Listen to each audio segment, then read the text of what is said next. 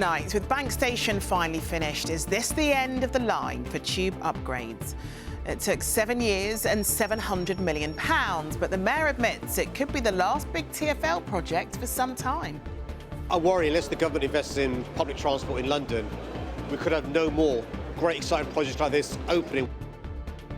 At 16 and 17, these sisters were forced to marry older men. One was murdered. The other's campaigning has just changed marriage laws. Reunited, the great Ormond Street surgeon and the conjoined twins he helped separate, and... Mama life's great. No, it's good. I'm quite tired.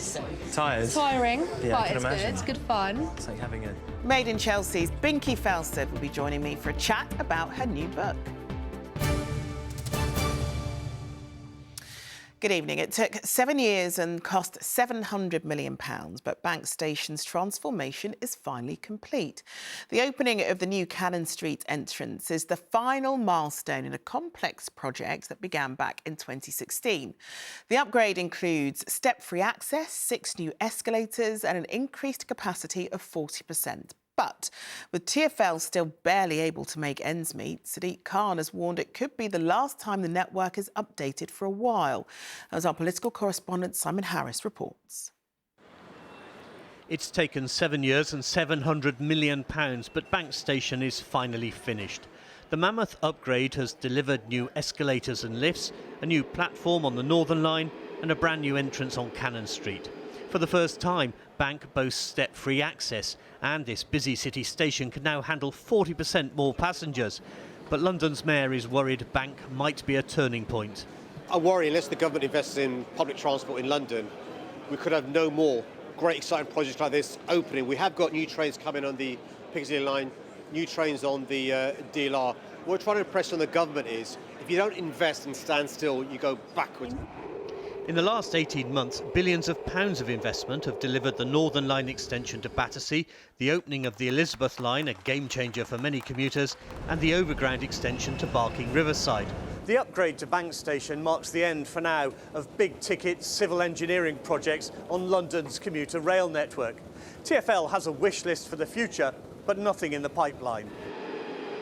That's because TfL needed £6 billion in government bailouts after the COVID pandemic caused a collapse in passenger numbers. And tighter budgets mean it's not just big schemes which are on hold. Disability campaigners like Charlene are frustrated that more step-free stations are also a casualty. I'm a wheelchair user and I can't access that station, but then neither can someone who perhaps is a parent and they've got a pushchair, or somebody who's going to the airport with luggage. So it just comes back to this point that when you remove barriers for disabled people, everybody benefits. Like other stations in the city, Bank has yet to see a return to pre-COVID commuter levels. We're still around about 70% of ridership in the City of London stations on the Tube network, which is lower than the rest of the network, where we're about 85%. I hope that this station improvements will encourage people to come back to the city. Matt, who runs a coffee stall next to Bank, hopes so too. I go through phases of thinking it will be really busy, and other times when it might take a bit of a while for people to find me just round the corner. But I think the footfall will be better. The Department for Transport said its latest funding deal for TfL included £3.6 billion for major projects. But TfL pointed out they're all underway, and right now there's nothing new coming down the line. Simon Harris, ITV News, Bank. A couple accused of trafficking a young man into London so that they could harvest his organs told the police they were disappointed when they found out he wasn't a match. Ike Ekweremadu and his wife Beatrice, daughter Sonia, and associate Dr Abina Obeta are on trial at the Old Bailey, accused of bringing the 21-year-old here from Lagos to provide a kidney. Rex Martel was in court. This is a man walking into Staines police station, about to beg officers to save his life. He claimed people were trying to steal his kidney. He can't be identified for legal reasons, but this is an image of the 21-year-old on the right of the picture, smiling and sharing a meal with the alleged recipient of his organ. She is Sonia Ekweremadu, the daughter of a senior Nigerian politician. The jury has already heard that the young man was a street trader in Lagos. It's alleged he was taken to London last year and expected to donate his kidney. But after he arrived in the UK, doctors over here discovered he wasn't a match for Sonia. Her mother, seen here arriving at court last week with her daughter, described this revelation to police after her arrest. The donor was further tested in a London hospital, she said. Regrettably, they informed us that he was not a match. I was obviously devastated and went back to Nigeria. I had no further communication with the donor. Also on trial for alleged organ harvesting is her husband, a well-known Nigerian politician, Ike Ekweremadu. Today the Old Bailey heard from the doctor accused of finding the donor in Nigeria. In his police statement, Dr. Obina Obeta said, "At no point did I ever force the would-be donor to do anything. I do not accept what he now claims." But the prosecution have previously said the donor was coached before meeting doctors at London's Royal Free Hospital and was told to say he was a cousin of the Ekweremadus, when in fact he's a complete stranger from the streets of Nigeria. All 4 defendants deny all charges against them. Rags Martel, ITV News, at the Old Bailey. Jurors in the trial of a retired Met police officer accused of rape have been discharged after they failed to reach a verdict. Stephen Kire was a serving officer when he met the alleged victim at a club in Kingston in 2004. He was accused of raping her at her home in Teddington. The case is now being considered for a retrial. And a woman's appeared in court accused of falsely claiming she lost her home in the Grenfell Tower fire. Salma Saeed allegedly lied about being a resident of the block in a series of frauds totalling almost £400,000. She's been released on bail and will face a hearing at Isleworth Crown Court next month. From today, it's illegal to get married in England and Wales if you're under 18. The age was raised, in part thanks to campaigning by one of tonight's guests. At 16, Paisley Mahmood was coerced into marrying a man twice her age. She eventually escaped, but her sister wasn't so lucky. Banaz Mahmood was also forced to marry an older man at 16, but when she left her abusive husband in 2006, she was murdered on the instruction of her family. Her father, her uncle and 3 other men were sentenced to life in prison. And her sister Paisley Mahmood joins us now. And Paisley, what's happened today is pretty incredible. How are you feeling? I'm really emotional, to be honest with you. I feel a lot of different feelings. We've worked so hard to get to this point here. I personally know how important today is with the law change. I know how devastating child marriage is. And as you talked about my sister, that can essentially be one of the consequences of being a girl stuck in a child marriage. So it's brilliant that we've got to this day. I'm really hopeful for the future and that we've created this opportunity for young children in this country. How hard has it been for you to do the campaigning for this, considering what both you and your sister have been through? It's been difficult, but I've had the opportunity to work with some incredible women who have come together to form this coalition. And it's been, on a personal level, really rewarding for me because I've use my own experiences to ensure that other people don't go through this. So I feel very, very honoured to have worked on this campaign and to be where we are today. And did you realise what you were getting into when you were coerced into marrying an older man? I can't say I was. I mean, if you think about, when you're 16, you don't understand things like marriage. It's the furthest thing from your mind. You're thinking probably about music and fashion and, just being with your friends. So I didn't really understand what was expected of me. And that's the thing with child marriage. It comes with a great deal of responsibilities, nothing that a child should be taking on. Because would you say that yours is an isolated case, or there are many, many women who are many teenage girls that are being forced into this situation? Unfortunately, I'm not an isolated case, so of course my sister was, but I also work at ICRO Women's Rights Organisation, where we support girls who are at risk or women who have been through this. So we know it's happening because you have registered marriages that take place in an official setting, but then you also have marriages that are customary or religious and perhaps cultural that are unseen and unrecorded. Now, reading your book, in your book you talk about the isolation that you felt, especially during the trial, and you were in witness protection, for example. Can I ask what life is like for you now? So I'm really focusing on this work, and I'm really focusing on, changing matters that affect women and girls like myself, and, I think there's a lot of issues, especially for women and girls, that we need to address. So it's really great to be able to be involved in that sector. So I really focus on raising awareness and talking about the harms that honour based abuse carries, and child marriage and FGM. I'm continuing to heal from my experiences and just use it for the greater good. And what do you think your sister would make of all this work? Well, I dedicate today really to my sister, and she gives me a lot of energy to be able to do this work, and I constantly think of her when I'm having these conversations and the work that I'm doing. I think she would be really pleased that this is happening, so that no one else goes through the same things. And also very proud. But Hazy, thanks so much for joining us. Thank you.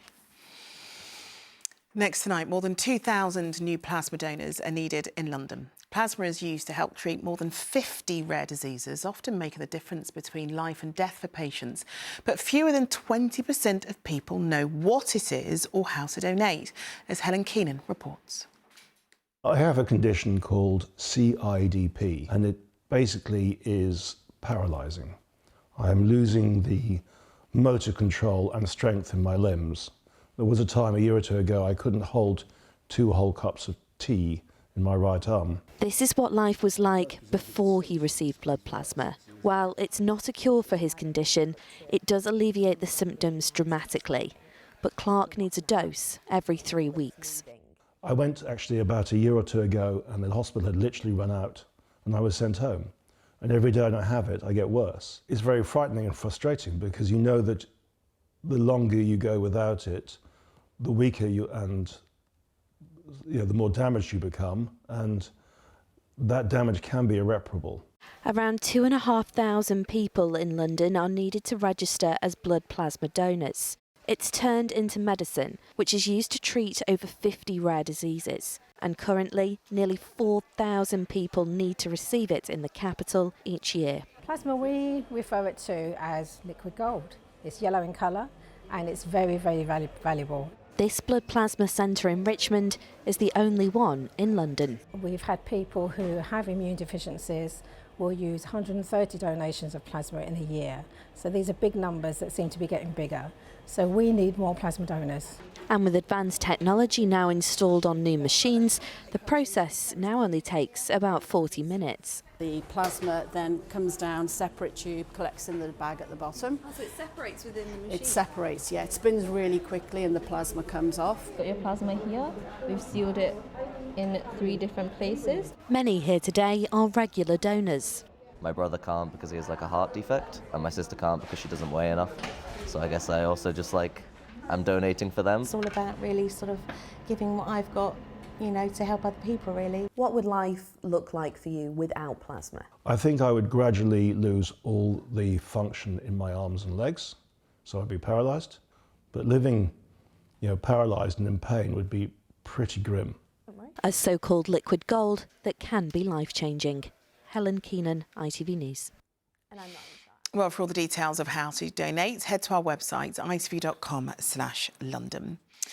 Still to come on the programme, Sally's found that the Snowdrops that tell us spring is on the way, and I feel really grown up. Obviously, I'm still an idiot, but I feel like a lot more grown up. Yes. I feel like a grown-up idiot. Made in Chelsea star Binky Felstead will be here to chat about her new guide to being a grown-up, a mother, and most importantly, herself.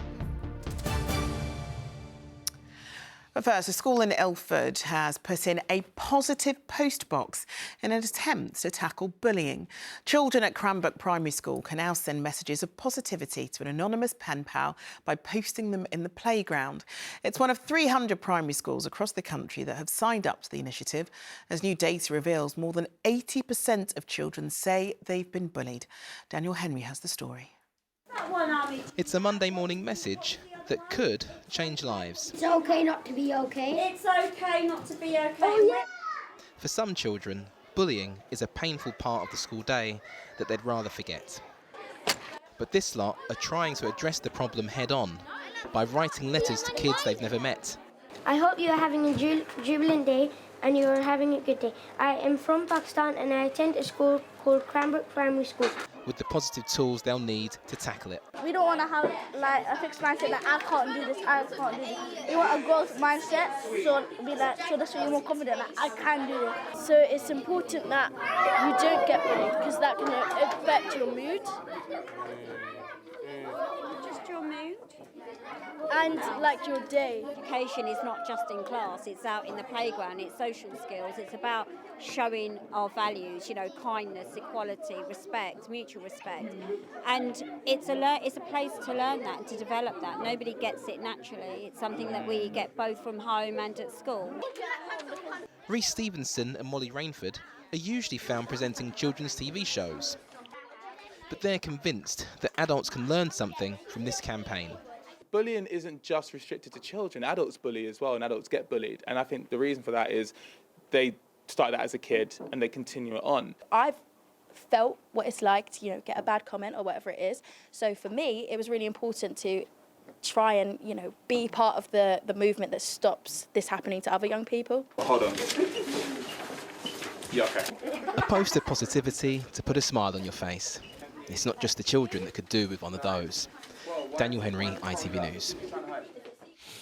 My next guest burst onto our screens on Made in Chelsea back in 2011, where millions of people tuned in to watch her navigate life as a 20-something in London. Well, now a happily married mother of three, Binky Felstead has turned her experiences into a book, which is part autobiography, part self-help guide. And she leaves no stone unturned, covering anxiety, miscarriage and co-parenting. And I'm really thrilled to say that we can catch up with Binky now. Thank you so much for joining us. Life's changed quite a bit for you, hasn't it, since you left the show 6 years ago, hasn't it? It's been a very busy few years, yes. And I have to say, I'm much happier where I am now. I think the show was, you know, it was brilliant fun, and I wouldn't be here today if it wasn't for having done the show. But less hectic in a weird way, because I've got, you know, nearly 3 kids, and to say that is quite a big deal, I guess. I know, because you're heavily pregnant at the moment, aren't you? But you have talked a lot about the fact that becoming a mother is part of the reason why you felt you had to grow up. Absolutely. I know the book is called The Making of You, and it does sound quite cheesy and cliche, but becoming a mummy really was the making of me. It's given me purpose, it's given me drive. I want to show my kids I'm a businesswoman, and that, you know, us women are as strong. And I've got amazing experts in the book under each chapter giving their professional advice under each of the chapters. So for me, this book, I'm really proud of it, and I really wished it was around when I fell pregnant with India when I was 26. I was the first of my friends to fall pregnant, and I didn't really know where to go for advice, apart from my mother, Mummy Felstead, who does feature quite heavily in this book as well. Yeah, we all like getting advice from our mums, don't we? Has it been hard for you to grow up in the public eye in the way that you have?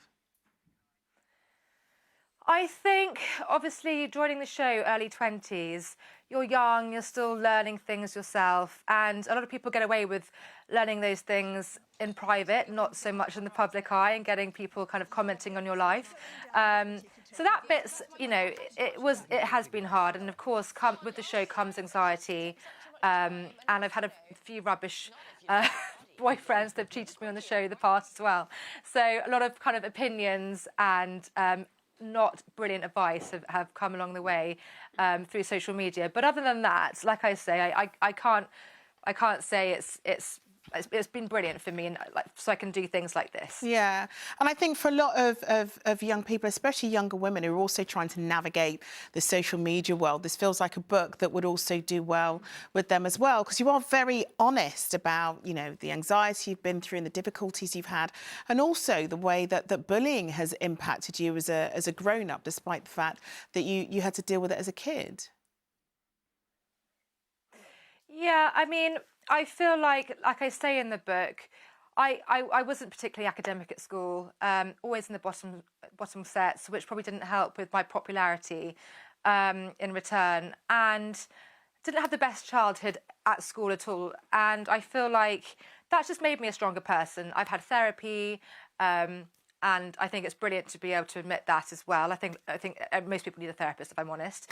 And I am very honest in the book. I don't want people to think, you know, I see through, you know, things are rose-tinted glasses the whole time, because obviously there are ups and downs. And of course, being a parent, it's incredibly stressful. There are wanting to pull my hair out moments. But overall, there's been, I think, in the book, I just basically say a lot of experts have come in and ardent each chapter, like I've mentioned, but just follow your gut and follow your instinct, because there's so much chatter out there, people wanting to give you advice, and most of the time, you know what you're doing. There's no perfect parent handbook, and I'm not trying to be that, but it's kind of have more faith in yourself, and there's a few tips and tricks in there which are brilliant. But I think, being in the public eye, you are going to get scrutinised, and you build a backbone, really you do. Well, do you know what? I think it's a brilliant and open book, Binky, and I think a lot of people will get some good advice for it. Binky, thanks so much for joining us. Right, Sally has joined us in the studio, and Sal, we are just 3 weeks away from spring, and I feel like we can feel that today. Do you feel it in the air? Oh, I was cold today, Charlene. But the sun was glorious. Yeah, when the sun was there, it was lovely. Yeah, so 20th of March is the start of astronomical spring. But if you can't wait that long, Wednesday is the start of meteorological spring, which is what the meteorologists use, because it's the start of a month and it helps them do seasonal trends and things like that. And I've hardly seen, I don't know about you, I've hardly seen any snowdrops this year so far, but today I made up for it. They were everywhere at Middleton House Gardens, and they've had a pretty good season. Here we go, let's take a look.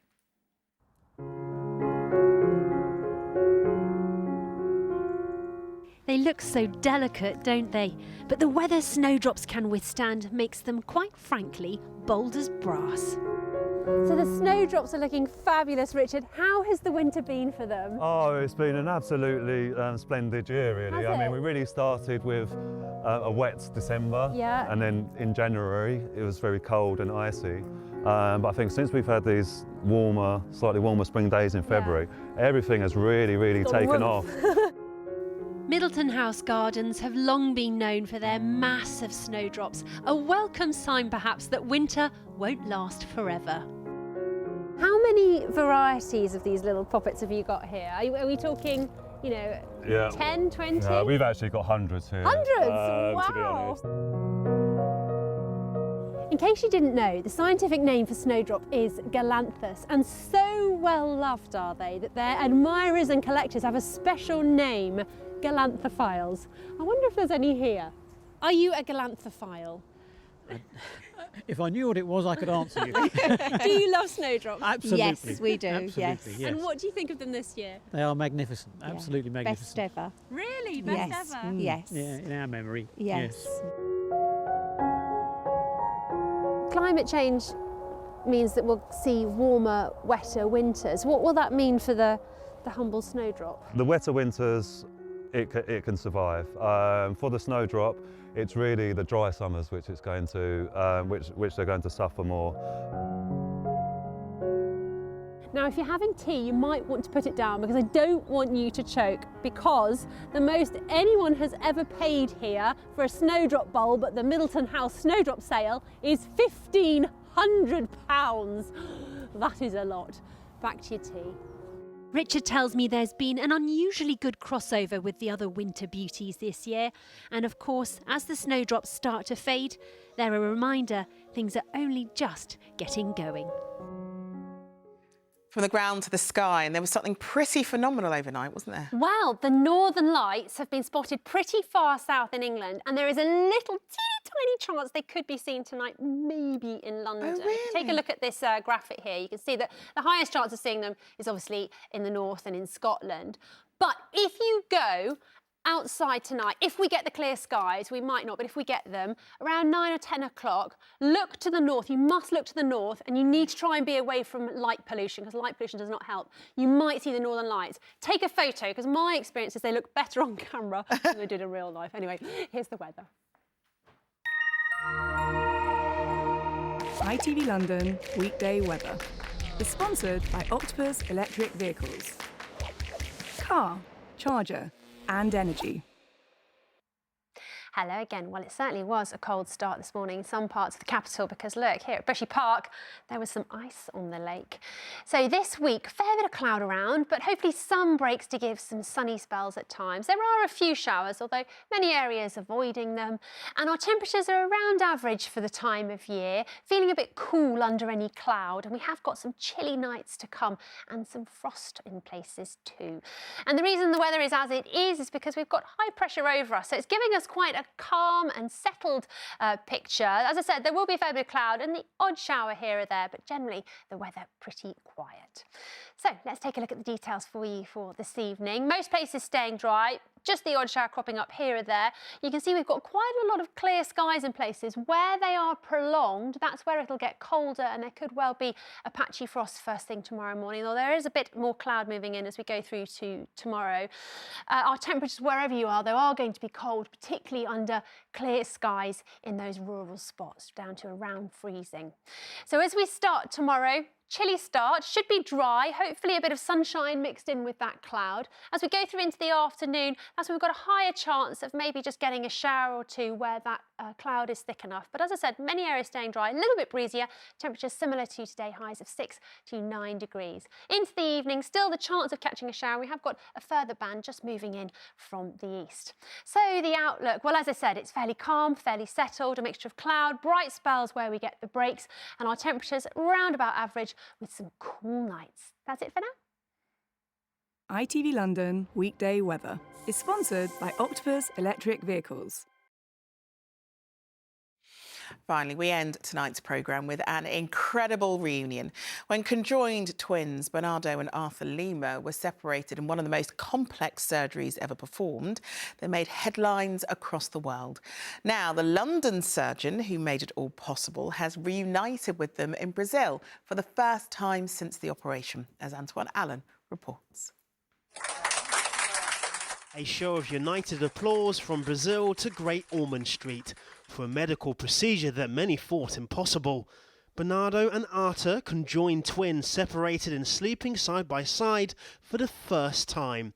For 3 years, the twins were one, due to being born with fused brains and shared blood vessels. But last year, specialists from London's Great Ormond Street Hospital joined their colleagues in Brazil in a virtual reality operating theatre to carry out a groundbreaking operation.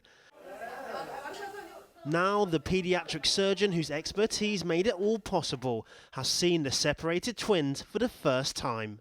I'm really happy to see the boys with their family thriving. They're doing a lot, they've made a lot of progress, but we would love to see more. And we know they're going to carry on. The operation was a marvel of modern medical science. The brains and veins of the twins were separated, then a piece of plastic was placed between them. Saline bags were used to stretch the skin, and then the top of each twin's head was reconstructed with bone and the stretched skin. The final operation lasted 44 hours.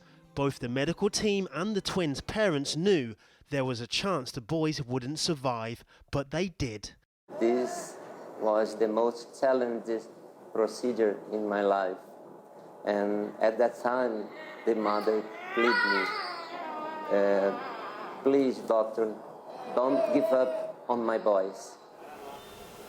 Bernardo and Arthur are now starting to take their first independent steps, learning to live their separate lives at home in Brazil, thanks in part to the expertise from the capital. Antoine Allen, ITV News. An incredible story. Right, that's it from us. We're back with the latest after ITV News at 10. Mary's here next, of course, with the ITV Evening News. But for me and the rest of the London team, enjoy your evening. Bye-bye.